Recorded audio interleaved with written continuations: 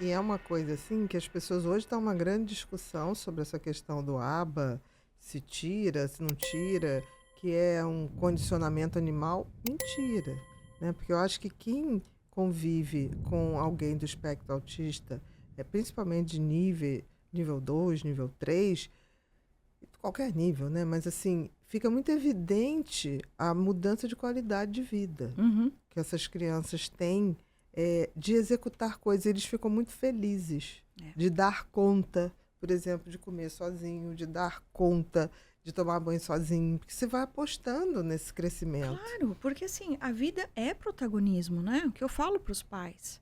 Então, assim, onde nós queremos chegar? É uma pirâmide. Eu vou instalar diversos comportamentos, né? A minha equipe, as nossas equipes, que a gente vai dar precursores para a gente chegar numa cúspide comportamental. Por exemplo, falar é uma cúspide comportamental. Com certeza. Antes disso, a criança precisa contato visual, apontar, interagir, saber quem é ela, saber quem é o outro, né? Tem um monte de coisas. De etapas que a de gente... etapas. Exatamente. Atenção compartilhada, né? Prestar atenção à mesma coisa que a gente está prestando. Enfim, até a gente chegar na fala. A autonomia é uma baita cúspide comportamental. Você ser protagonista da sua vida. Então, eu digo que dentro do autismo, qual é o nosso maior sonho? Né? Qual é a nossa meta de vida? Autonomia. Com certeza.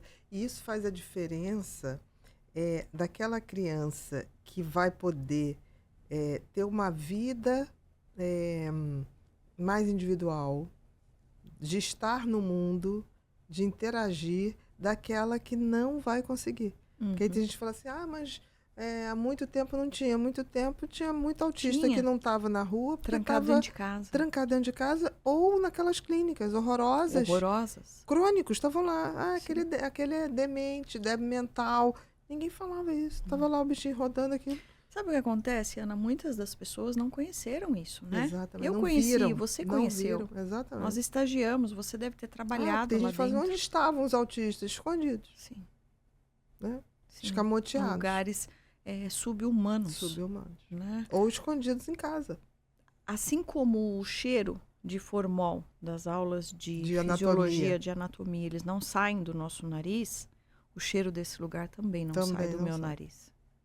Eu me lembro como se fosse agora. Era algo que você chegava e falava assim, gente... O cheiro. O cheiro desses locais, assim, muito interessante. A dor, né, nos olhos das pessoas. As costas caídas para andar. Para andar. E andar aquela agonia. Aquela agonia. Andava, ritualizado, né? Passando a mão, né? Nos muros, no pátio das Exatamente. instituições. Então, hoje eu volto o filme, eu penso, gente, eles estavam estereotipando. Né? Batendo a cabeça machucada. Aí eles amarravam na cadeira. Para não bater a cabeça. Que agitava mais, dava mais descontrole emocional a partir de uma contenção, né? É impressionante. Então, existia, assim, né? Existia a depressão, existia a ansiedade, existia o TDAH, existia a dislexia, né? Quantas famílias não tem, né? Ai, tadinho, nunca conseguiu se alfabetizar, mas é tão inteligente, trabalhou a vida inteira, mas ele não lê e escreve. Deve ser um disléxico. Exatamente. Né?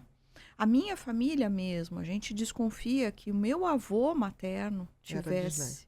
Não, ou ele estava dentro do espectro, né, um nível 1, ou talvez um FAA, eu acho que dentro do nível 1, porque ele tinha bastantes dificuldades e que nós fomos entendendo. Então, por exemplo, a comida dele era separada, como você era criada ali dentro, aquilo tudo era muito natural para nós. Fazia né? parte da tua vivência. Esse guaraná é do vô, ninguém toma, porque ele não tomava bebida gelada, para ele alterava o gosto das bebidas, então ele tomava tudo em temperatura ambiente. E por aí vai. Então, eu fico voltando e eu falo, a gente tinha, sim, só que não tinha diagnóstico. É um negócio que você não sabia dar um nome. Existia, mas você não sabia que existia, porque a gente só sabe que uma coisa existe quando eu denomino. Isso aqui é uma caneca, isso aqui é uma caneca em qualquer lugar do mundo. Né? Mas podiam ter dado outro nome. Mas... Mesmo o desenvolvimento típico, né, Bia? A gente também não tinha tanto repertório como a gente tem hoje sobre desenvolvimento típico. Com 6 meses fala tantas palavras, com 1 ano e meio, né? Não tinha tudo que a gente tem hoje. Que é uma média tem desenvolvimento, tem aquela coisa da individualidade, mas hoje a gente tem um parâmetro. Porque não é que seja a regra, a média. A gente sempre diz, a média não necessariamente é para todo mundo reproduzir. Mas você tem uma ideia de como as coisas estão indo. Então, isso é verdade. Então, os que eram nível 1, vamos nos virar, né? Eles acabavam se virando na vida. Mas sempre com os títulos que até hoje existem. Esse cara é estranho, esse cara é esquisito. Nossa, como ele é sistemático, né? As meninas com os falsos elogios, por isso que eu estudo tanto o autismo em meninas. Porque ela é muito boazinha. Sua filha não dá trabalho na escola. A gente não ouve a voz dela. Como se isso fosse normal.